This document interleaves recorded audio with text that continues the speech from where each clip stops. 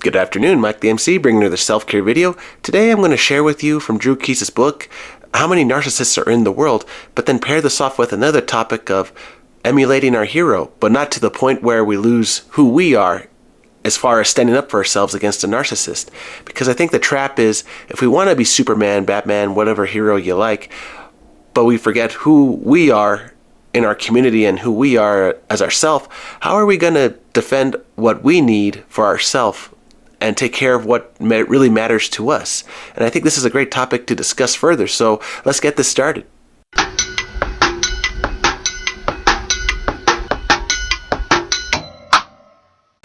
So this is what Drew Keyes, from her book, according to what she wrote, how many narcissists there are estimated to be in the world. And so how many narcissists are there, and how can these estimates be accurate? She says, according to the National Institute of Mental Health, by Lenzenweger, that the incidence of narcissistic personality disorder in the whole population is about less than 1%. And that these are random members of the general population that are tested for the traits. But think of that, less than 1% of the whole world population. To me, that's kind of bizarre in the sense that, okay, whether the researchers took into account how many people they tested and location, yada, all these things, with taking the study, I would argue that there are so much more than just 1% of the world. And I mean, even from a non-Catholic religious perspective, as this is my channel just talking about religion as well, I would argue everybody has some sort of narcissistic tendency, that pride or selfishness, that they want something and they want it now, and they will use whatever on anybody to really say, hey, you owe me this, so let's get this because I'm awesome and you owe me for payback. It's like, ooh.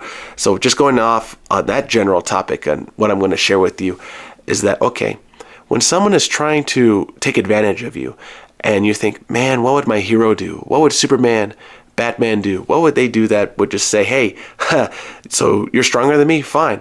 I'm going to take the carpet out of your feet from underneath you and you're just going to fall on your back, right? Or they say, as another counter, okay, you want to try to swindle, take my money in some way. Well, guess what? I'm one step ahead of you. I just got your wallet now. What are you going to say about that? But the thing is, when you try to figure out what you're going to do against somebody, figuring out, all right, what would my hero do in this case? I think the healthy side of that is you get an idea, but then taking it a step further, connecting it to what you would do in the moment. And I'll share that again. What would you do in the moment?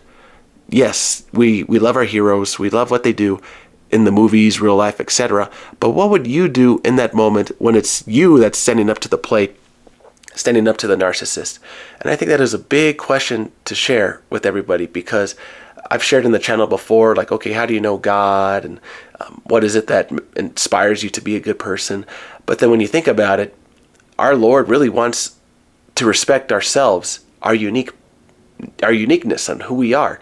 Because if we don't appreciate, all right, I live in this state, in this part of the world, or I live in this country on the other side of the planet, yada, yada, I got to respect it, okay, not just where I'm from, but who I grew up with, what I like to do, my interests, hobbies, my favorite movies, likes, dislikes, etc. All that comes into play. And honestly, when we grow older and we kind of grow out of the groups that we grew up with in high school, college, etc., we come to find our own person, our own being. And I would argue further that not to lose yourself to popular ideas. And yes, we should have heroes in mind, but what I'm trying to say is not to make that their identity yours as well, like copycatting totally from basically even to the suit down to all those details, because it's like you want to respect what you wear, you want to respect what you do. And like you see these in movies where the young ward, the sidekick, wants to follow the superhero, but the superhero will say at a point where, okay, I'm glad that you came with me, son, to help me in all these situations to battle the bad guys and all these other cases, but I want you to become your own man as well. And same for the ladies. I want you to be your own lady as well. I want you to be who you're going to be and save the world as how you're going to do it. And I think all young people need to hear that, just to remind themselves, okay, just because a priest, a teacher, counselor, therapist, a boss, whoever the leader is that you emulate in real life, a saint, mystic, etc., what would they want you to do with respect to who you are and your talents? And yeah, in history, we all have a place in it to be, and we can read history, but there's also the needs of the time. And if it's up to you to account for the needs of the time in your community right here in this moment, what are you going to do to respond to that need?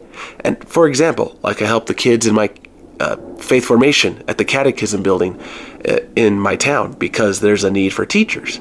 That's one example. Or helping at my church because there's a need for the young men to step up and say, hey, we need to have more, the youth step up with the leadership in the church to take care of these jobs and duties. And it's like, when you find the need, that will give you the purpose in life. Not to say that you want to make that the end all be all purpose, but you can find other ones later, but you are finding some meaning that gives you happiness. And I think that is something to share. What makes you happy? And then what gives you the strength to stand up to a narcissist? Because yeah, wrapping this up, the narcissist will go after a young person, somebody who's not strong, try to abuse them because they never found their identity.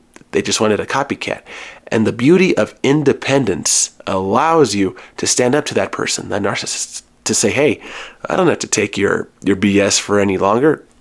You thought I was nice and gentle, yeah, but I still have needs that I need to take care of. You think you want to control me from the birth to the end? No, I am going to take care of myself too, and I'm going to make sure that I take care of me and my family also. And you got to take care of what you got to take care of, but I am not your slave for life. I am a strong, independent person, and that is for everybody, man and women. And for everyone here listening to this, you have your superpower, you have your identity, you can stand up to that narcissist. You have the strength to do it. And yes, talk in the situation, talk it through.